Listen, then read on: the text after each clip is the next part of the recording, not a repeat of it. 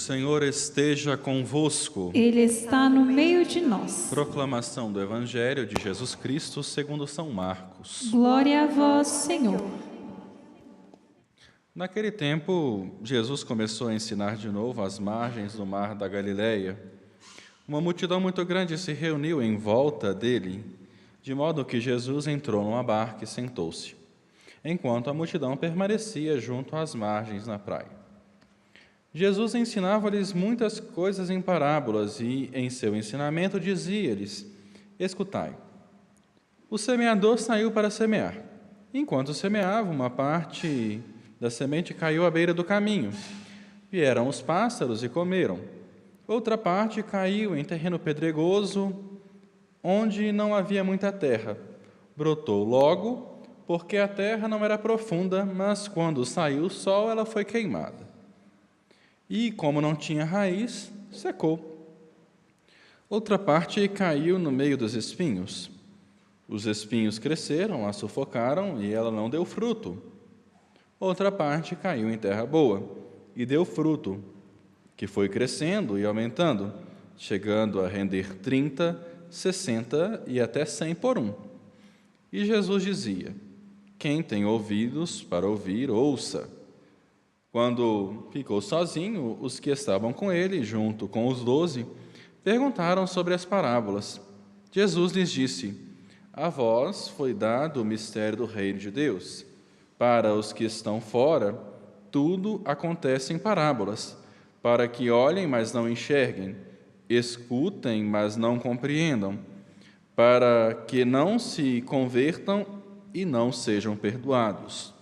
E lhes disse: vós não compreendeis esta parábola? Então, como compreendereis todas as outras? O semeador semeia a palavra. Os que estão à beira do caminho são aqueles nos quais a palavra foi semeada. Logo que a escutam, chega Satanás e tira a palavra que neles foi semeada. Do mesmo modo, os que receberam a semente em terreno pedregoso são aqueles que ouvem a palavra e logo recebem com alegria, mas não têm raiz em si mesmos, são inconstantes. Quando chega uma tribulação ou perseguição, por causa da palavra, logo desistem.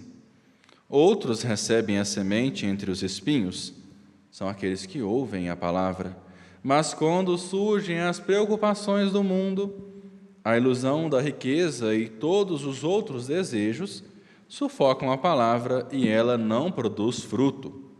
Por fim, aqueles que recebem a semente em terreno bom são aqueles que ouvem a palavra, a recebem e dão fruto.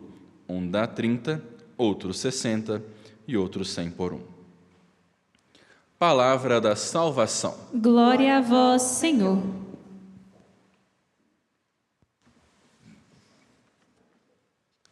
Amados irmãos, amadas irmãs, hoje celebramos com a Igreja a memória de São Francisco de Sales, padre, bispo e doutor da Igreja, que viveu aproximadamente no século XVI e assim, com o testemunho do seu Evangelho, com a entrega de sua vida a nosso Senhor Jesus Cristo, conseguiu também converter muitas pessoas do calvinismo ao catolicismo. Lembrando que nesse tempo a Igreja estava vivendo um grande cisma, uma grande divisão, que foi a Reforma Protestante, e assim nós achamos que a Reforma Protestante se espalhou somente com Lutero, mas nós também temos a presença de João Calvino, eles foram aderindo à Igreja Protestante. E assim, São Francisco de Sales foi um grande proclamador do Evangelho, fundando, junto com Santa Joana, a Ordem da Visitação, e assim testemunhou e ajudou o conhecimento da Palavra de Deus através da comunicação, a fim de que o Evangelho fosse apresentado a mais pessoas. Francisco de Sales também era advogado e assim deixou a sua carreira de advogado para defender as almas a nosso Senhor Jesus Cristo. Que ao celebrarmos este doutor da igreja, mas também este pastor, porque foi padre e bispo, nós também peçamos a intercessão dele para que assim possamos testemunhar o Evangelho através da renúncia da nossa própria vida e entregando a nossa vida por Jesus Cristo e por sua palavra.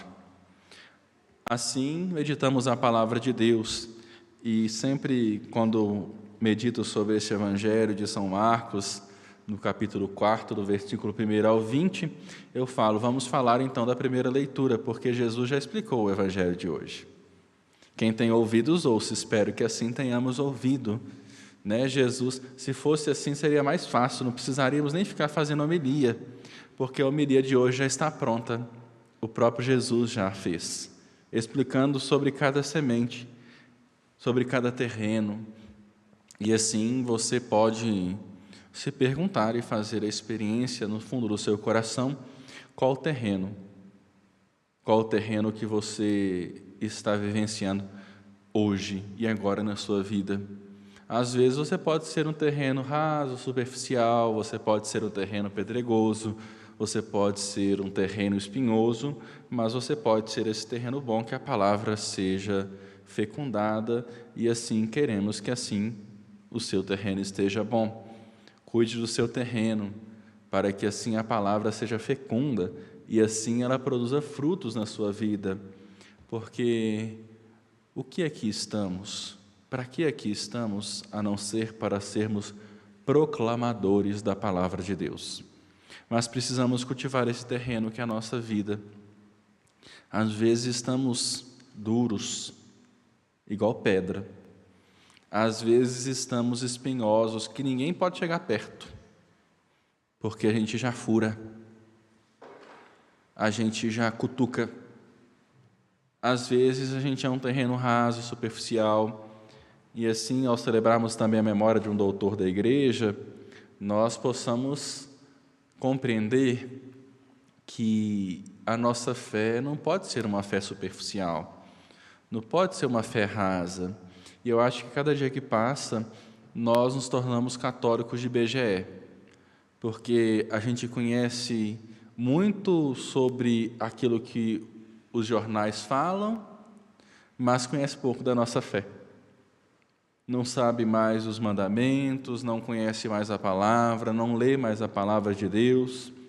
A gente vem à missa e parece que a missa é igual a empresa, onde a gente vai, bate o ponto, e a gente, cada dia que passa, quer missa express. Quanto mais rápido o padre falar, melhor, porque já está falando asneira, e a gente vai e quer buscar um sacramento onde eu experiencio minha fé da forma mais rápida, da forma mais anônima possível, e vou empurrando com a barriga, vou fingindo que tenho uma família perfeita, vou fingindo que não tenho pecado, porque hoje não existe mais pecado, ninguém peca mais, todo mundo é santo. E assim nós vamos fazendo um caminho onde nós não fazemos experiência da fé. Não fazemos a experiência a uma pessoa que é o Cristo. Não fazemos a adesão a essa pessoa e queremos simplesmente vir à igreja para cumprir preceito, para mostrar que eu tenho uma família e que minha família vem rezar. Mas na hora da missa eu estou mexendo no celular, eu estou mascando chiclete, eu estou vendo os stories no Instagram e não tenho consciência daquilo que está sendo celebrado, não presto atenção naquilo que está sendo proclamado, que o leitor proclama a palavra de Deus. Eu não faço mais, eu não estou na missa porque eu preciso de Cristo, porque eu preciso da palavra de Deus. Eu, às vezes, estou na missa porque eu preciso que Deus resolva os problemas da minha vida e, na maioria das vezes, quero colocar a culpa nele.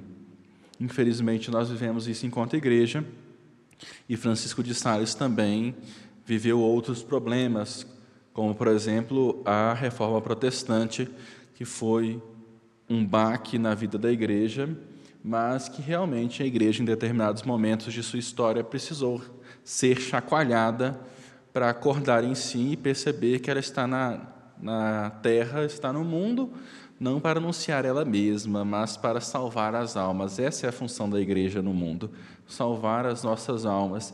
E aí se perderam com muita indulgência, muito pano, muita liturgia, colocando um Deus que era um Deus que castigava, um Deus que matava, e assim as pessoas foram se afastando da igreja. Não é à toa que a adoração ao Santíssimo foi inventada por esta mentalidade medieval da igreja, porque se eu não posso comungar Cristo porque eu estou em pecado, então pelo menos eu vou adorar. E aí então se inventou a adoração ao Santíssimo, a adoração às espécies eucarísticas, porque eu não estarei comungando, então não estarei condenando minha alma ao inferno.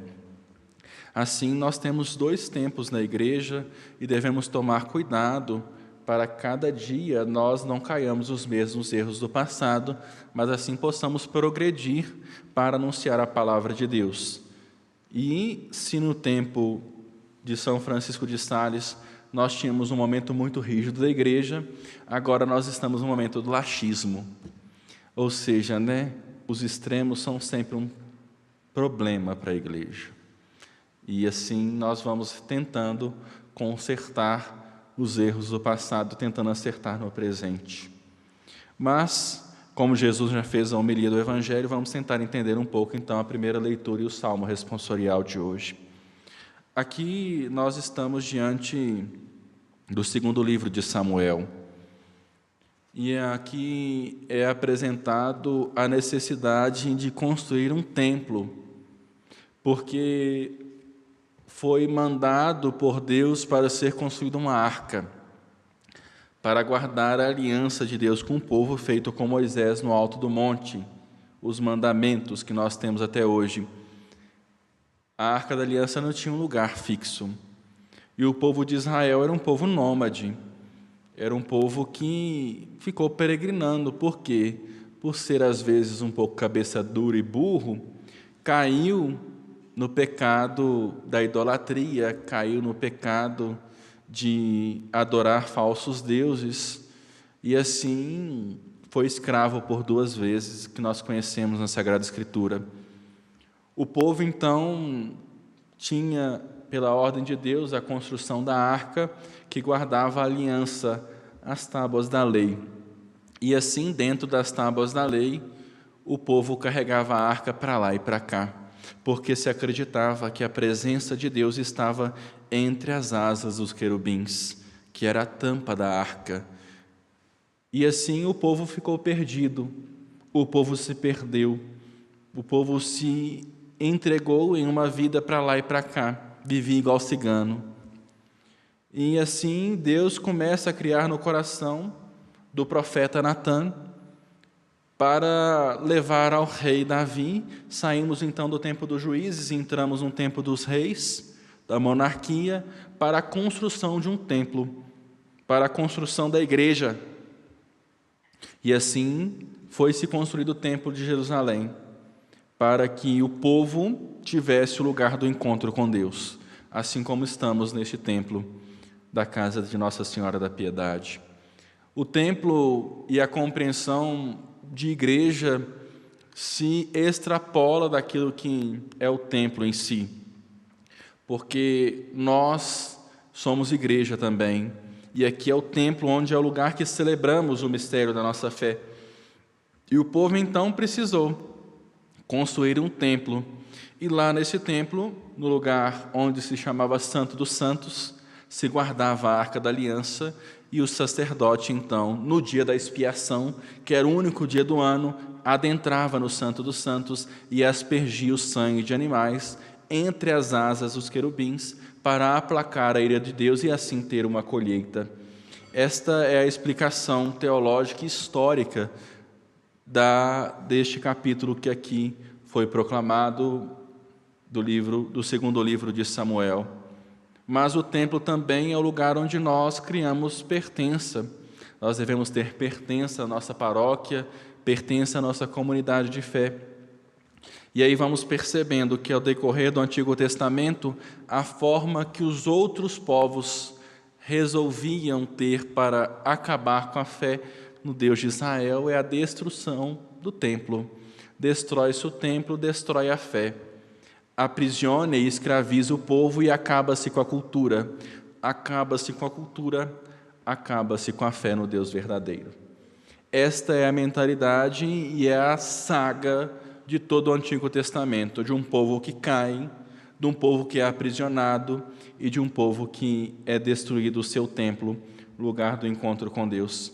Portanto, que nós rezemos pela Igreja Católica, que é espalhada pelo mundo inteiro, para que ela não anuncie a vontade humana do Papa, do Bispo ou do Padre, mas que enquanto a Igreja assim estiver no mundo e quanto houver necessidade que assim ela esteja, ela seja anunciadora do Cristo e faça com que o terreno do nosso coração seja um terreno que produza frutos e não terreno espinhoso, pedregoso ou superficial, porque o que nós vemos por aí são mais terrenos assim.